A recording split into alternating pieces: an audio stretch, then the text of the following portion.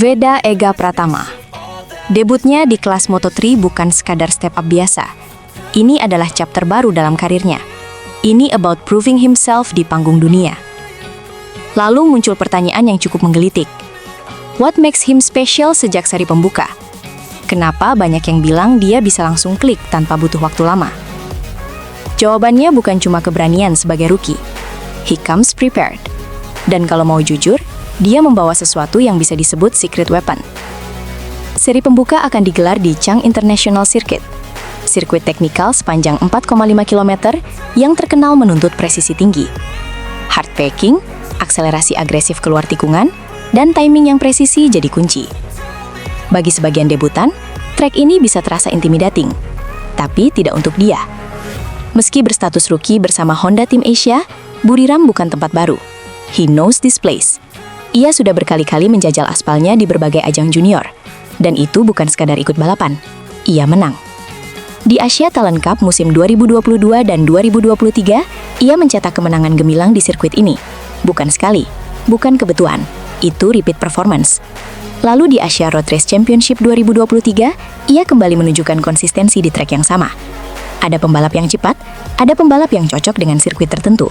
Dan sepertinya, Buriram adalah one of his playgrounds. Dalam dunia balap, memori terhadap lintasan adalah aset mahal. Racing line, titik pengereman, karakter tikungan, sampai feeling grip di sektor tertentu. Semua itu tersimpan di kepala. He doesn't just remember the layout. Ia punya memori kemenangan di sana. Secara psikologis, itu huge advantage. Datang ke sirkuit dengan kenangan berdiri di podium tertinggi akan menaikkan confidence secara natural. Pembalap yang percaya diri biasanya lebih decisive saat duel, tidak ragu mengambil celah. Namun tentu saja, Moto3 bukan Asia Talent Cup. Levelnya berbeda. Motornya lebih bertenaga. Persaingan jauh lebih rapat. Slipstream bisa mengubah posisi dalam hitungan detik. But still, having track memory means faster adaptation. Optimisme tidak datang dari nostalgia saja. Hasil tes pramusim di Jerez dan Portimao menunjukkan sesuatu yang solid. Pace satu lapnya kompetitif. Tapi yang lebih menarik adalah long run simulation. He was consistent. Di Moto3, konsistensi adalah segalanya. Banyak balapan ditentukan di lap terakhir, saat konsentrasi mulai turun. Jika seorang rookie sudah mampu menjaga ritme dalam simulasi penuh, itu indikasi kesiapan mental dan fisik. Bukan cuma fast, tapi stable. Karena Moto3 sering seperti chess on wheels. Strategi slipstream, timing overtake, positioning sebelum tikungan terakhir, semuanya harus precise. Status juara Asia Talent Cup dan runner-up Red Bull Rookies Cup bukan sekedar gelar. Itu bukti bahwa dia sudah terbiasa melawan pembalap Eropa di level kompetitif. That matters. Mayoritas rivalnya di Moto3 berasal dari Eropa. Adaptasi kultur balap sudah ia rasakan sebelumnya.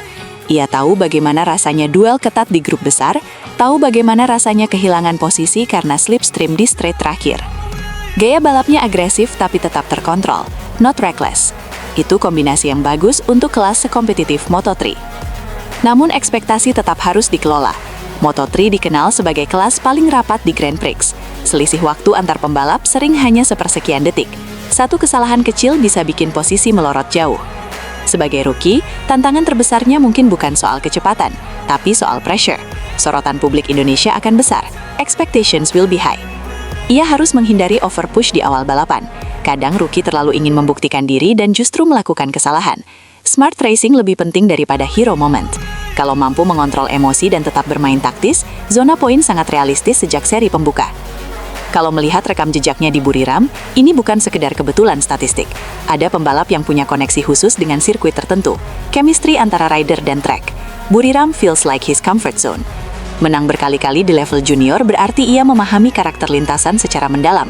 Di kelas yang selisih waktunya super tipis, familiarity bisa menjadi pembeda. Yang membuat saya makin yakin adalah kombinasi tiga hal. Track memory, solid precision pace, dan mental juara. That's a strong foundation. Namun tetap ada big question. Bagaimana ia menghadapi duel jarak dekat khas Moto3? Di kelas ini, kontak ringan antar pembalap adalah hal biasa. Tikungan terakhir sering jadi arena drama. Jika ia bisa tetap calm under pressure, tidak panik saat bersenggolan, dan menjaga racing IQ, itu sudah menunjukkan kematangan luar biasa untuk usia 17 tahun. Strategi akan sangat menentukan. Slipstream timing harus tepat. Jangan terlalu cepat memimpin jika belum lap terakhir. Race management jadi kunci. Semoga tim juga memberi arahan taktis yang matang. Because in Moto3, brain sometimes matters more than bravery. Menurut saya, Buriram adalah golden opportunity. Jika ia bisa finish top 10 saja di debutnya, itu already impressive. Kalau bisa bertarung di grup depan, that changes everything. Tim-tim lain akan mulai melihatnya bukan sekadar rookie Asia, tapi real contender. Momentum awal musim itu penting. Strong start bisa membangun confidence sepanjang tahun. Sebaliknya, awal yang sulit bisa membuat tekanan makin besar.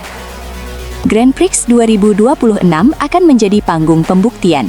Di tengah raungan mesin dan lampu start yang padam, ia tidak hanya membawa bendera Indonesia. Ia membawa pengalaman, memori kemenangan, dan keyakinan bahwa Buriram bisa kembali menjadi saksi langkah besarnya. This is just the beginning. Musim masih panjang, proses adaptasi tetap berjalan. Tapi dengan fondasi yang ia miliki, masa depannya terlihat bright. Sekarang tinggal satu hal, ketika race day tiba, bisakah ia mengubah potensi menjadi hasil nyata? We'll find out soon.